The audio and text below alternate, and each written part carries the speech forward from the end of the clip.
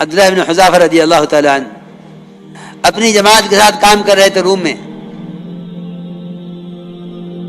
روم کا بادشاہ نصرانی، اس نے عبداللہ ابن حذافہ رضی اللہ تعالیٰ عنہ کو نصرانیت کی دعوت دی کہ آپ نصرانی ہو جائیں تو میں اپنی آدھی بادشاہت آپ کو دے دیتا ہوں.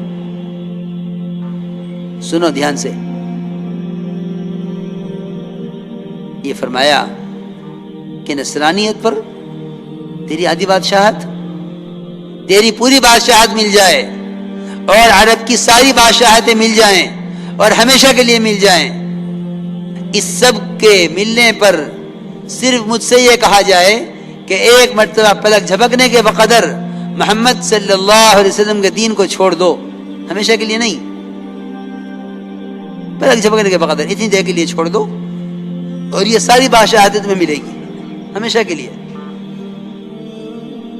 اتنی دیر کے لیے تم صرف محمد صلی اللہ علیہ وسلم کے دین کو چھوڑ دو. یہ فرمایا جواب میں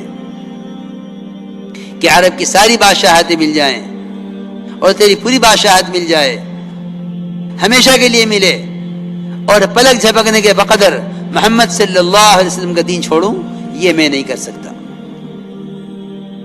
میرے دوستو عزیزو، ہم نے تو سارے دین کو ضائع کیا ہے مصلحت کی بنیاد پر کہ مصلحت ہے مصلحت کی بنیاد پر. حضرت تھانوی رحمۃ اللہ علیہ فرماتے تھے کہ مصلحت کیا ہے؟ یہ مصلحت جو ہے نا، یہ اصل میں مصالحہ ہے، مصالحہ جس سے کھانا بنتا ہے. جتنا اس کو باریک پیسا جاتا ہے اتنی کھانے میں لذت ہوتی ہے. یہاں مصلحتوں کا خیال کرتے ہیں، دین کو ضائع کرتے ہیں مصلحت کے لیے، حالانکہ مسالے پیسنے کی چیز ہیں کہ جو مصلحت تمہارے سامنے آئے اسے پیس ڈالو دین کے لیے. تمہارے دین میں لذت جب ہوگی، ورنہ دینی سمجھوتا کر بیٹھو گے. دینی سمجھوتا کہ ٹھیک ہے اسلام ٹھیک ہے لیکن حالات دیکھو. میرے دوستو عزیزو، اب حال یہ ہے کہ 2-4 بات ہم آپ کی مان لیتے ہیں، 2-4 بات ہماری مان لیجئے. ہمارا مطالبہ اسلام کے فرائض کا ہے، آپ کا مطالبہ غیروں کے طریقوں کا ہے. 2-4 بات آپ ہماری مان لیں، 2-4 بات ہم آپ کی مان لیں، اس طرح مل جل کے زندگی گزار لیں. خدا کی قسم اس کو قرآن کی اصطلاح میں نفاق کہتے ہیں.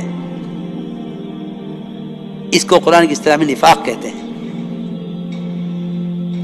استقامت اس کو نہیں کہتے کہ میں نماز پڑھ لوں، آپ روزہ رکھ لیں، فلاں زکوٰۃ دے دے، فلاں معاملے کا اچھا ہو جاوے، فلاں کے اخلاق بہتر ہو جاوے. اس کو اسلام نہیں کہتے، اس کو استقامت نہیں کہتے. ایک مسلمان اگر ساری دنیا اس کے ایک عمل کے مقابلے میں آ جاوے تو یہ اپنی جان گوا دینا اپنی سعادت سمجھے، لیکن دین پر آنچ نہ آنے دے، اس کو استقامت کہتے ہیں. ورنہ حالات کے مطابق چلنا، اس کو استقامت سمجھنا. استقامت پورے دین پر چلنے کو کہتے ہیں. کسی ایک عمل کو پکڑ کر بیٹھ جاتے ہیں، کہتے ہیں کہ ہمیں استقامت ہے. نہیں، یاد رکھنا میری بات، کسی ایک عمل کو پکڑ لینا، اتنی استقامت تو منافقین میں بھی تھی، اتنی استقامت ان میں بھی تھی. استقامت اس کو نہیں کہتے. استقامت کہتے ہیں پورے دین پر چلنا حالات کے مقابلے میں. کیونکہ اللہ رب العزت نے قرآن میں منافقین کا حال بیان کیا ہے. قرآن میں منافقین کا حال بیان کیا ہے، اور یہ فرمایا ہے کہ لوگوں میں ایسے بھی لوگ ہیں جو کفر و اسلام کے بارڈر پر چلتے ہیں، نہ پورے کفر میں نہ پورے اسلام میں، کہ یہ درمیان کا راستہ بنا لو. اس راستے کا فائدہ یہ ہے کہ اگر حالات اچھے ہوں گے تو ادھر ہو جانا، حالات خراب ہوں گے تو ادھر ہو جانا. لکھا ہے مفسرین نے کہ یہ مدینہ منورہ میں آ کر رہتے تھے. اگر تجارت اور زراعت میں نقصان ہوتا تو کہتے کہ اسلام اچھا دین نہیں ہے، اور اگر نفع ہوتا تو کہتے کہ ہاں یہ دین بہت اچھا دین ہے۔ یاد رکھنا، دین کو دنیا کی برکات کے لیے اور دین کو اپنی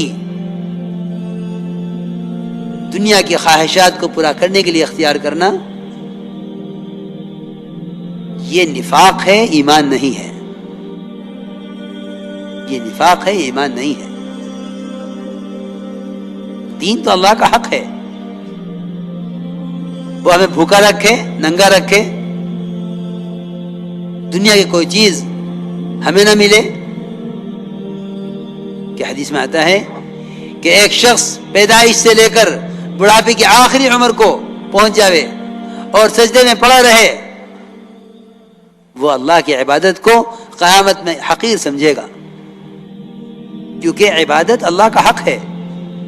کوئی معاملہ نہیں اللہ کے ساتھ کہ ہم تیری عبادت کریں گے تو ہمیں کھلائے گا، بالکل معاملہ نہیں اللہ کے ساتھ۔ عبادت اس کا حق ہے۔ وہ ننگا رکھ کر، بھوکا رکھ کر ایک شخص پیدائش سے لے کر مرنے تک اللہ کی ایسی عبادت کر لے جیسے عبادت کا حق ہے،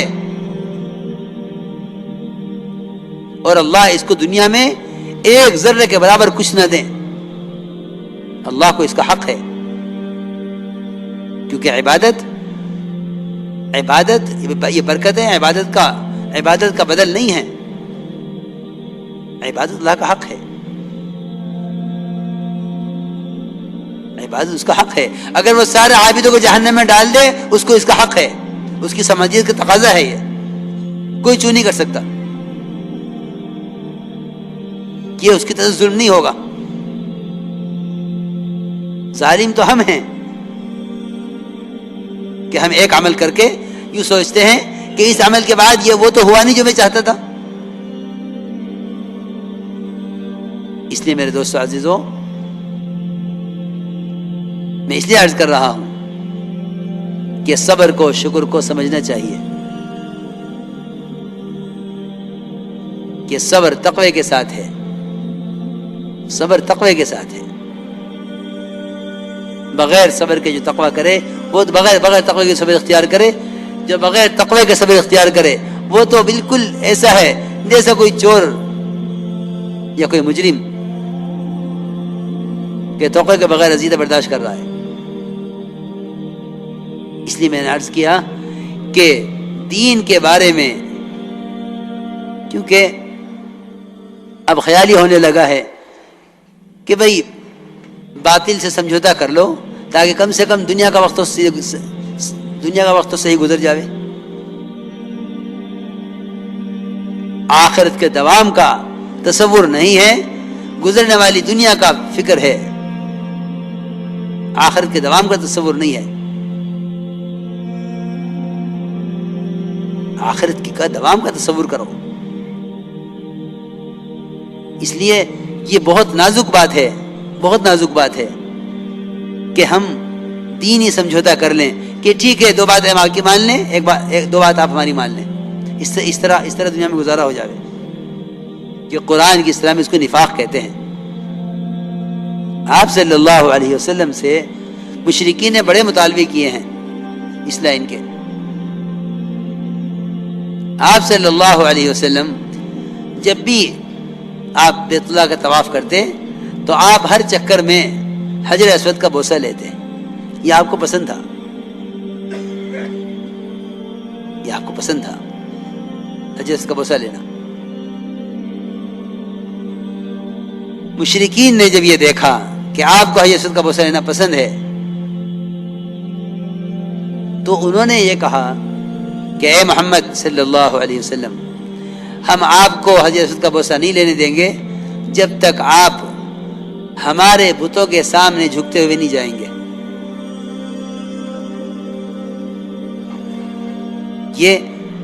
یہ ہے جو میں اصل بات بتانا چاہتا ہوں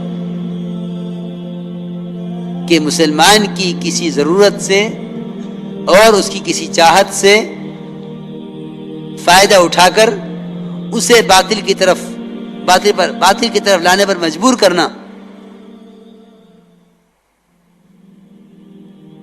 آپ کے دل میں ہلکا سا خیال اس طرح آ کر گزر گیا کہ آپ نے اس خیال کو پکایا نہیں، صرف خیال آیا ہلکا سا کہ اگر جسمانی طور پر، صرف جسمانی طور پر، دل میں تو نعوذ باللہ اس کا تصور بھی نہیں ہے کہ ان کے بتوں کی طرف جھکا جاوے، ہلکا سا خیال آیا کہ اگر ان کے بتوں کی طرف ذرا سا اشارہ کر کے آگے بڑھ جاؤں اور حضرت کا بوسہ لے لوں تو اس میں کیا حرج ہے؟ مگر اللہ رب العزت ہر وقت دائیں پر نظر رکھتے ہیں کہ یہ کب کہاں کیا کر رہا ہے. اننی معکما اسمع و ارا، تم کیا کہہ رہے ہو میں بھی سن رہا ہوں، اور کیا کر رہے ہو وہ بھی دیکھ رہا ہوں.